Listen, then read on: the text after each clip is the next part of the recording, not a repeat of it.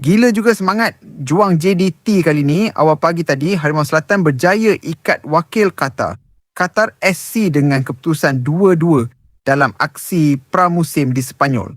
Shahab Zahedi buka jaringan pada minit ke-40 sebelum Brad Tapp muncul wira apabila meledak gol penyamaan pada minit ke-90 untuk selamatkan JDT daripada kekalahan. Ini juga merupakan keputusan seri keempat berturut-turut JDT di Sepanyol. Setakat ini, daripada 7 perlawanan, JDT rekodkan 1 kemenangan, 5 seri dan 1 kekalahan.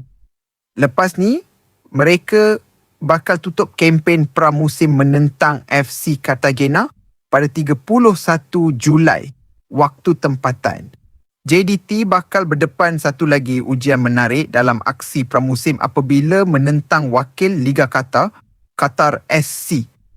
Walaupun mereka bukan pencabar utama Liga, pasukan ini tetap ada beberapa pemain yang mampu menyusahkan JDT. Ramai mungkin ingat Qatar SC masih ada Presnel Kimpembe, bekas pertahanan PSG dan juara Piala Dunia 2018. Tapi sebenarnya dia dah pun meninggalkan kelab itu, jadi benteng pertahanan mereka kini berbeza berbanding sebelum ini. Di bahagian serangan, antara pemain yang perlu diberi perhatian ialah João Pedro. Bukan João Pedro yang bermain di EPL, tapi pemain ini tetap berbisa apabila menjaringkan 7 gol dalam 15 penampilan Liga Qatar musim lalu.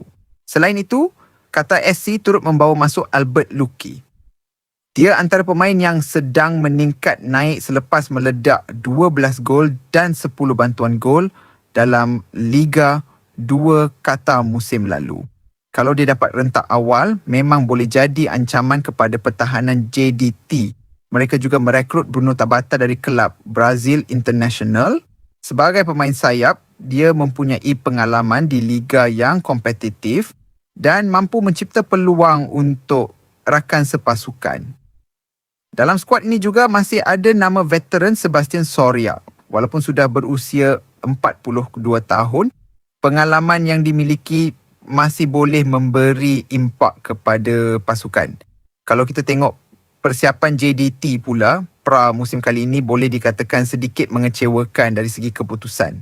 Harimau Selatan banyak mencatat keputusan seri, termasuk ketika bertemu beberapa kelab bawahan dari Sepanyol. Tapi kalau tengok prestasi di atas padang, masih banyak perkara yang positif.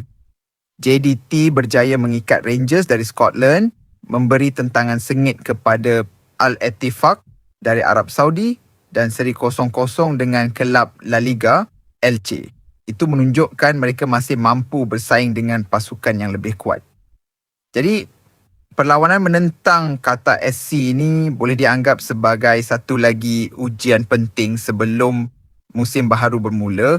Qatar SC ada beberapa pemain import yang berkualiti, manakala JDT pula pastinya mau membuktikan mereka sudah benar-benar bersedia.